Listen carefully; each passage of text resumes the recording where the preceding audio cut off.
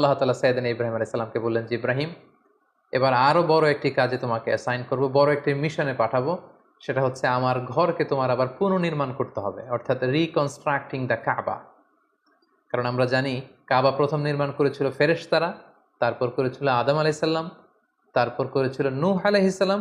কিন্তু নূহ আলাইহিস সালামের মহাপ্লাবনে কাবা ধ্বংস হয়ে গিয়েছিল। সেটাকে আবার পুনর্নির্মাণের জন্য আল্লাহ তাআলা সাইয়েদনা ইব্রাহিম আলাইহিস সালামকে বললেন, আবার মাইগ্রেট করো ফ্রম প্যালেস্টাইন টু মক্কা। আমরা যদি সাইয়েদনা ইব্রাহিম আলাইহিস সালামের জীবনী দেখি, কতবার যে তিনি মক্কা থেকে ফিলিস্তিনে এসেছেন, আবার ফিলিস্তিন থেকে 1200 কিলোমিটার পথ পাড়ি দিয়ে তিনি মক্কায় গিয়েছেন, তার কোনো ইয়ত্তা নেই। তিনি কাবা নির্মাণের জন্য গেলেন এবং সন্তান ইসমাইলকে নিয়ে কাবা নির্মাণ করলেন। আল্লাহ তাআলা বললেন, ওয়াইদ বাওয়া'না লিইব্রাহিমা মাকানাল বাইত। আমি ইব্রাহিমকে I pointed out for Ibrahim the site of the house.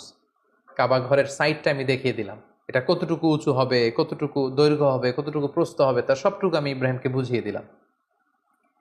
সাইয়েদনা Ibrahim আলাইহিস সালাম সাইয়েদনা ইসমাইল আলাইহিস সালামকে নিয়ে কাবা নির্মাণ শুরু করলেন। ছোট্ট ছেলে ইসমাইল পাথর কেটে এনে বাবার কাছে দেয়।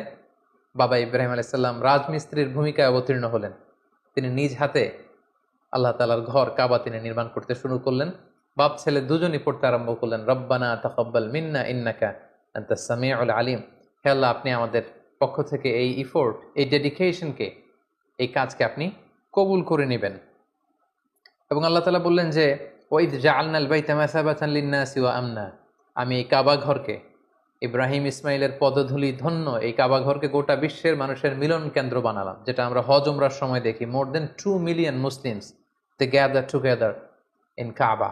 কাবার চারিপাশে প্রায় 20 লক্ষেরও বেশি মানুষ একসাথে হজের সময় তারা সালাত আদায় করে। গোটা বিশ্ব থেকে প্রতিদিন উমরার জন্য মানুষ কিন্তু সেখানে যাচ্ছে। অর্থাৎ মানুষের একটা মিলন কেন্দ্র আল্লাহ তাআলা সেই এলাকাটিকে বানিয়েছিলেন, কিন্তু যেটা একটা সময় ছিল অনুর্বর, জনমানব শূন্য একটি এলাকা। এবং আল্লাহ তাআলা আমাদেরকে আদেশ করলেন, ওয়াত্তাখিযু মিন মাকামি ইব্রাহিমা মুসাল্লা। তোমরা ইব্রাহিমের দাঁড়ানোর জায়গাকে সালাতের জায়গা বানাও। অর্থাৎ যেই পাথরের উপর দাঁড়িয়ে সাইয়েদনা ইব্রাহিম আলাইহিস সালাম কাবাকে রিকনস্ট্রাক্ট করেছেন, আজ পর্যন্ত এই 2500-3000 হাজার বছর পরেও সেই পাথরটি আজও সংরক্ষিত আছে। আপনারা হজ উমরা যারা করেছেন তারা দেখেছেন সেই পাথরটির চারদিকে সেটা সংরক্ষিত আছে। সাইয়েদনা ইব্রাহিম আলাইহিস সালামের ফুটপ্রিন্ট সেখানে আছে, পায়ের ছাপ আছে।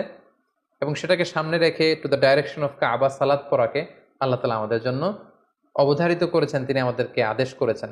এবং সাইয়েদনা ইব্রাহিম এবং ইসমাইলকে বলেছেন, তোমরা কাবা ঘরকে পরিচ্ছন্ন করো, ঝাড়ু দাও। সাইয়েদনা ইব্রাহিম আলাইহিস সালাম সফলতার সাথে কাবা পুনর্নির্মাণের এই মিশনটাও সম্পন্ন করলেন। সম্পন্ন করে তিনি কায়মুন বাকে আল্লাহ তাআলার কাছে একটা দোয়া করেছিলেন, ঐতিহাসিক দোয়া। তিনি বলেছিলেন, রব্বানা ওয়াবআথ ফীহিম রাসূলান। হে আল্লাহ, এই মক্কায়